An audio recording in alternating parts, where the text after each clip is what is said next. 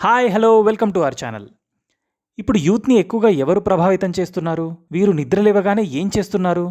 తమ జీవితంలో ఎలా ఉండాలి అనే దానికోసం తినేటప్పుడు, వారి ఫిజిక్ మీద, ఇలా ప్రతి దానిలోనూ ఒకదానిపై ఆధారపడి ఉంటున్నారు.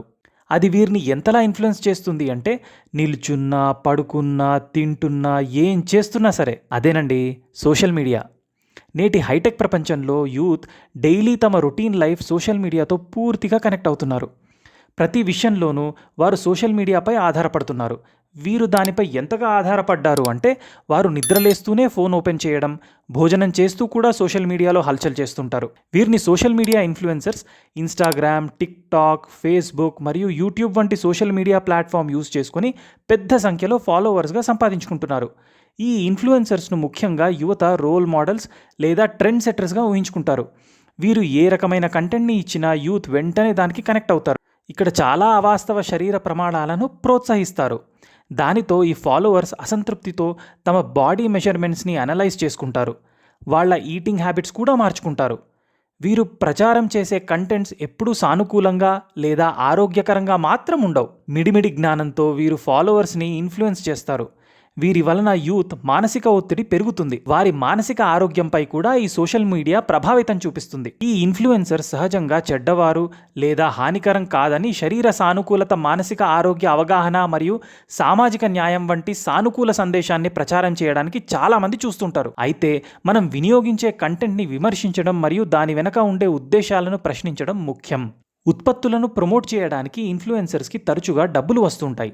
ఈ వాస్తవాన్ని యువత గుర్తిస్తూ ఉంటే చాలు. సోషల్ మీడియా ప్రపంచాన్ని నావిగేట్ చేయడంలో, యువతకు సహాయం చేయడంలో తల్లిదండ్రులు మరియు విద్యావేత్తలకు కూడా పాత్ర ఉంది. ఈ మీడియా యొక్క అవసరం ఎంత ఉంది అనేది వీరు యువతకు బోధించవలసి ఉంది. ఒక కంటెంట్ని విమర్శనాత్మకంగా అంచనా వేయడానికి, దాని గురించి సమాచారం తీసుకోవడానికి వీరికి సహాయం చేయవలసి ఉంది. అప్పుడే యువత ఆరోగ్యకరమైన ప్రపంచాన్ని గుర్తించగలరు. అంతేకాకుండా సోషల్ మీడియాలో వచ్చే ప్రతిదీ తమకు అన్వయించుకుంటే జీవితంలో ఫెయిల్యూర్స్ని మాత్రమే చూస్తారు. సోషల్ మీడియాలో వచ్చి ఇన్ఫ్లుయెన్స్ చేసేవాళ్ళు చాలామంది ఉంటారు. వారు చెప్పే విషయాలలో ఎంతవరకు నిజముంది, అది ఎంతవరకు అబద్ధం అనేది గుర్తించి సరైన నిర్ణయాలు తీసుకోవాలి. 5 గంటలు సోషల్ మీడియాలోనే ఉంటే వారు దానికి అడిక్ట్ అయినట్లు లెక్క.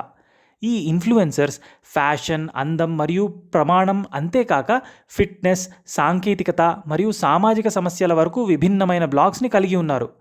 ఈ ప్రజాదరణ పొందిన వ్యక్తులు పోస్టులు, వీడియోలు, బ్లాగులు లేదా ట్వీట్లు వంటి వివిధ రకాల కంటెంట్ల ద్వారా యూత్ను ఇన్ఫ్లుయెన్స్ చేస్తున్నారు. అందులో ప్రయోజనాలు ఉంటాయి, ఉపయోగం లేనివి ఉంటాయి. వాటి ప్రభావంలో పడకుండా గుర్తించే శక్తి యూత్ పెంపొందించుకోవాలి. వీటిలో నాలెడ్జ్ పెంపొందించే నిపుణులు కూడా ఉంటారు.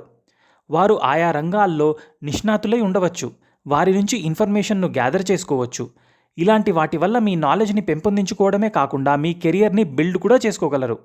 వీరే కాకుండా శరీర కొలతల ప్రచారం, ఫోటోషాప్ మరియు ఫిల్టర్లను ఉపయోగించి యూత్ని ప్రభావితం చేస్తారు.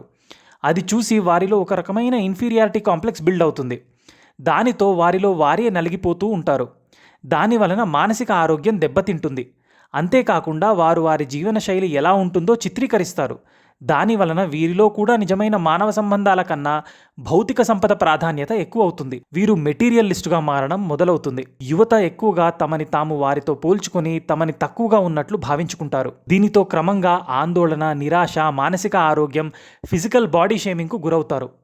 ఈ ఇన్ఫ్లుయెన్సర్స్ వారి అంచనాలను అందుకోవడంలో విఫలమైనప్పుడు వీరు ఎక్కువగా నిరాశకు లోనవుతారు. ఇన్ఫ్లుయెన్సర్స్ యూత్ యొక్క జీవితాలని ప్రభావితం చేయగలరు. అంతేకాకుండా హానికరమైన ఆదర్శాలను చూపి ప్రతికూల ప్రభావం చేయగలరు. వీటిని దృష్టిలో ఉంచుకొని డిజిటల్ సంబంధాలన్నిటినీ విమర్శనాత్మక దృష్టితో విశ్లేషించడం చాలా అవసరం.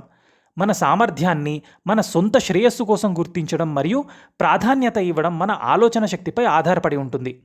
ఏదైనా సరే అతి అనర్థదాయకం.